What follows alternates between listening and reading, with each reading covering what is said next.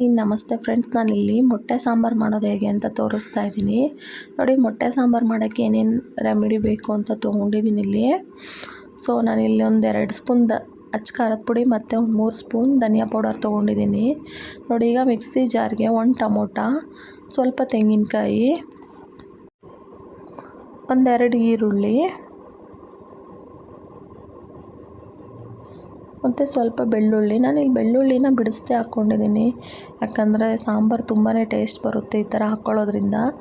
1/4 spoon ಆಗೋಷ್ಟು ಮೆಣಸು ಮತ್ತು ಒಂದು 3-4 ಲವಂಗ, ಸ್ವಲ್ಪ ಚಕ್ಕೆ ಮತ್ತು ಸ್ವಲ್ಪ ಶುಂಠಿ, ಕೊತ್ತಂಬರಿ ಸೊಪ್ಪು.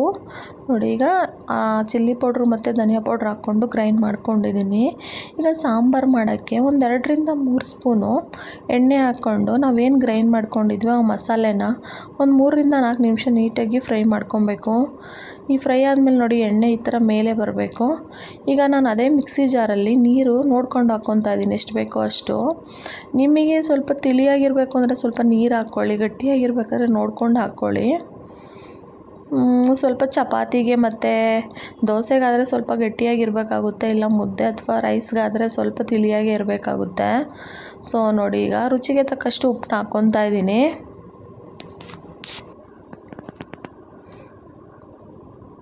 ನೋಡಿ, ಈಗ ಸಾಂಬಾರು ಕುದೀತಾ ಇದೆ.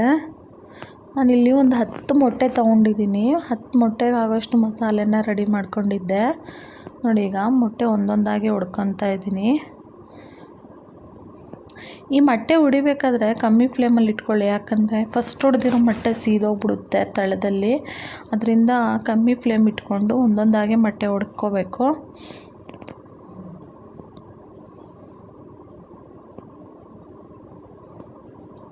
ಫ್ರೆಂಡ್ಸ್, ಯಾರೆಲ್ಲ ಈ ಚಾನಲ್ನ ಸಬ್ಸ್ಕ್ರೈಬ್ ಮಾಡ್ಕೊಂಡೆ ನೋಡ್ತಾ ಇದ್ದೀರಾ, ಪ್ಲೀಸ್ ಸಬ್ಸ್ಕ್ರೈಬ್ ಮಾಡ್ಕೊಳ್ಳಿ, ಸಪೋರ್ಟ್ ಮಾಡಿ.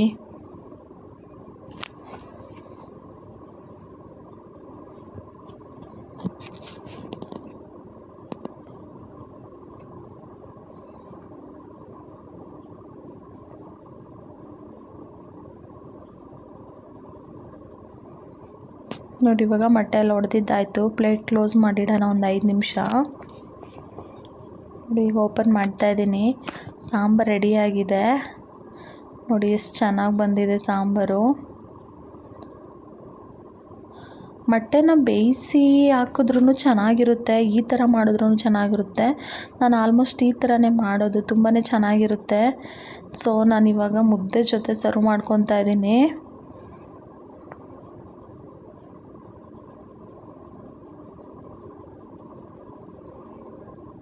ನೋಡಿ, ಎಷ್ಟು ಚೆನ್ನಾಗಿ ಬಂದಿದೆ ಅಂತ. ತುಂಬಾ ಟೇಸ್ಟಿಯಾಗಿರುತ್ತೆ, ಬೇಗನೆ ಆಗೋವಂಥ ಸಾಂಬಾರಿದು.